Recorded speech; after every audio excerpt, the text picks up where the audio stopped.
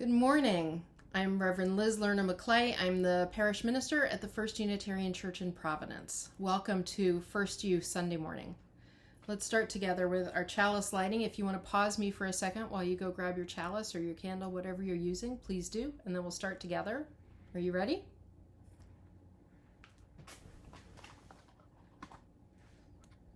And we'll say the words we say every Sunday. This light burns also in our hearts, and it lights our path towards harmony and justice and hope for all.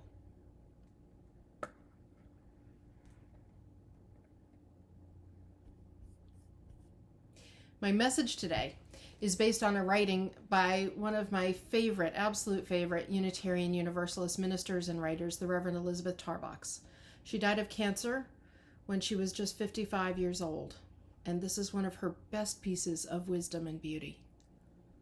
When the day is too bright or the night too dark, and your feelings are like an avalanche barreling down the mountain of events outside your control, when you look down and you are falling, and you cannot see the bottom, or when your pain has eaten you, and you are nothing but an empty, hungry hole, then there is an opportunity for giving. Don't stay home and cover your head with a pillow. Go outside and plant a tulip in the ground. That is an act of rebirth. Sprinkle breadcrumbs for the squirrels or sunflower seeds for the birds. That is a claiming of life. And when you have done that, or if you cannot do that, go stare at a tree. Go stare at a tree whose leaves let go for its very survival. Pick up a leaf. Stare at it. It is life. It has something to teach you. You are as precious as the birds or the tulips or the tree whose crenellated bark protects the insects who seek its shelter. You are an amazing, complex being with poetry in your arteries and charity layered beneath your skin. You have before you a day full of opportunities for living and giving. Do not think you know all there is to know about yourself, for you have not given enough away yet to claim self-knowledge. Do you have work to do today? Then do it as if your life were hanging in the balance. Do it as fiercely as if it mattered, for it does. Do you think the world doesn't need you? Think again. You cleanse the world with your breathing. You beautify the world with your giving. You perfect the world with your thinking and acting and living. Don't stay home and suffocate on your sorrow. Go outside and give yourself to the world's asking.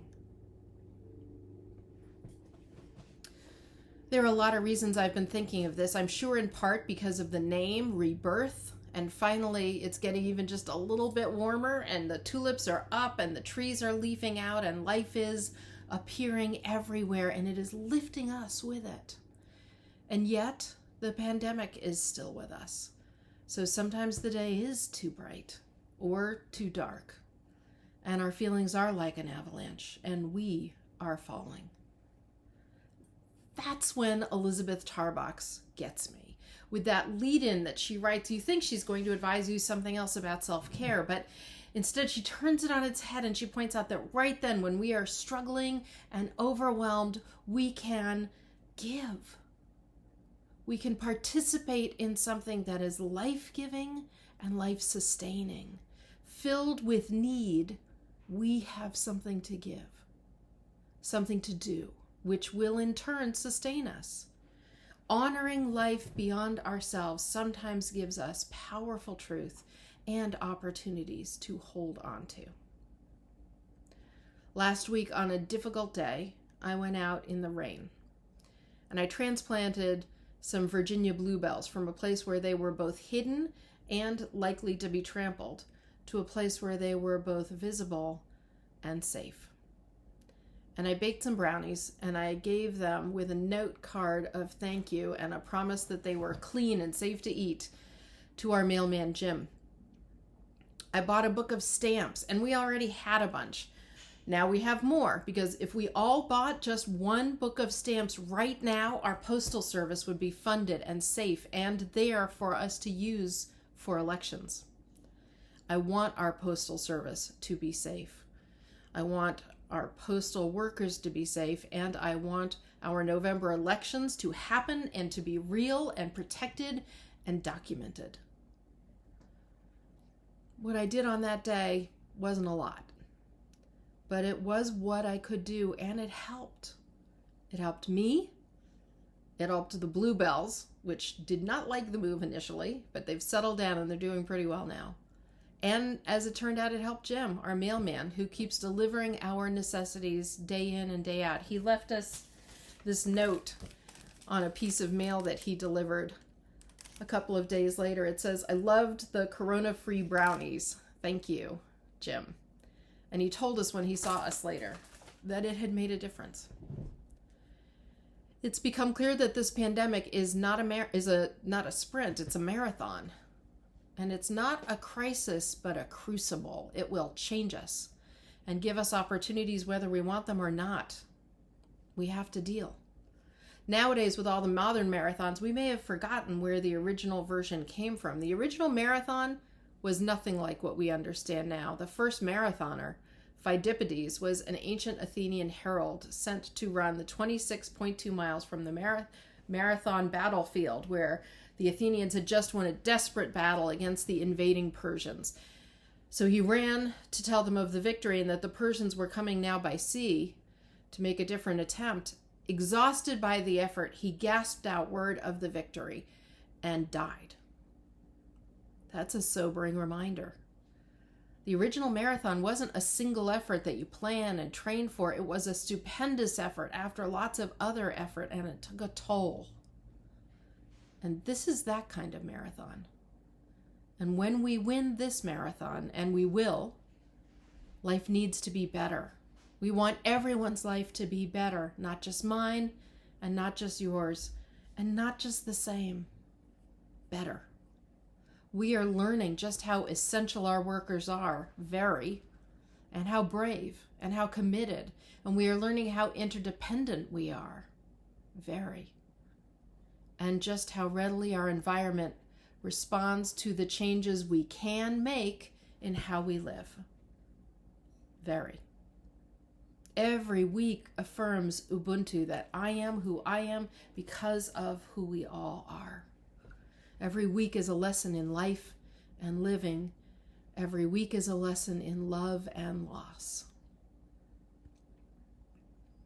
So there's every reason to feel overwhelmed, to have bad days or bad weeks, to be struggling. But don't forget, when that happens, even then, particularly then, there is an opportunity for giving. We will be different when we come out of this time.